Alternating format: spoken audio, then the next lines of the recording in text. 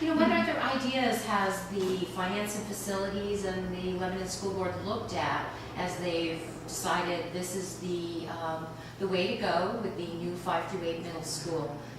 What would you like to tell us about that?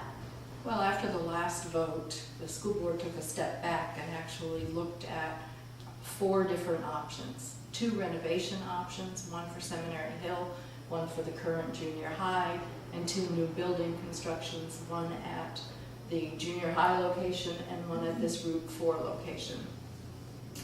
We looked at cost comparisons, energy efficiency comparisons, and have only within the last month narrowed it down to our final decision to put this Route 4 location on the ballot.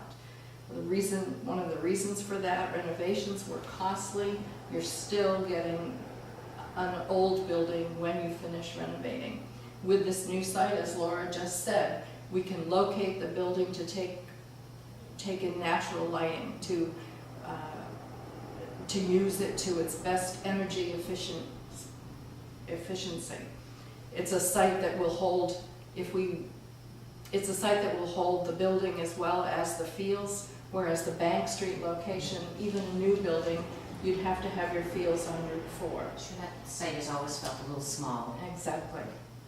So we did look at that, but we have chosen this 5 through 8 building complex, and one of the reasons for that is a long-range plan that the school district has approved, and that is to get to a program of K through 4 in one building, 5 through 8 in one building, and 9 through 12 in another building.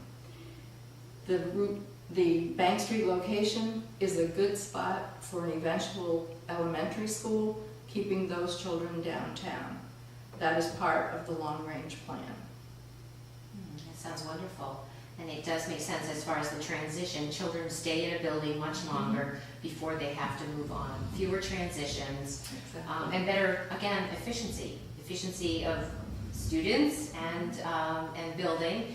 And I would imagine too that, you know, the teachers able to work together through these different grades. There's a lot more collaboration. Would that make sense as well? I think that's the educational piece that we have found that the teachers are getting excited about, is to be able to group that group of students, Right. 5 through 8. And have them.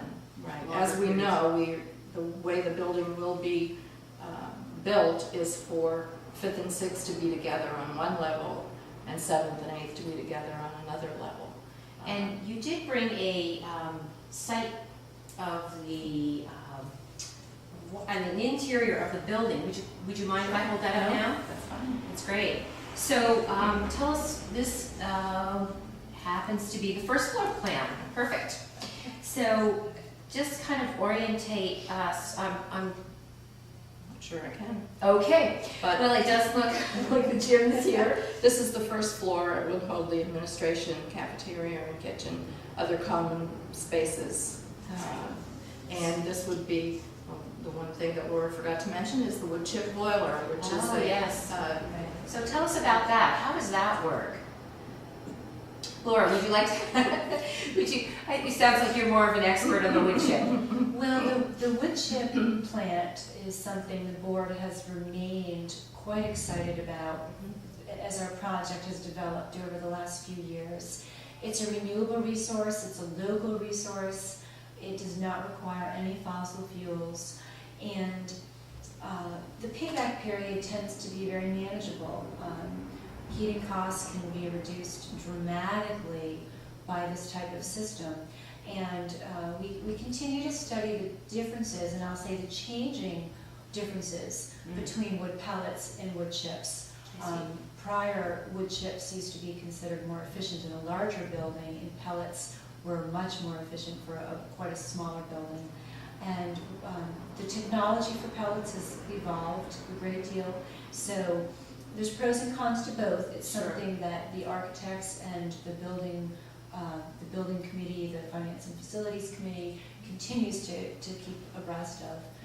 But we're very excited that it's renewable and local. Yes, that's wonderful.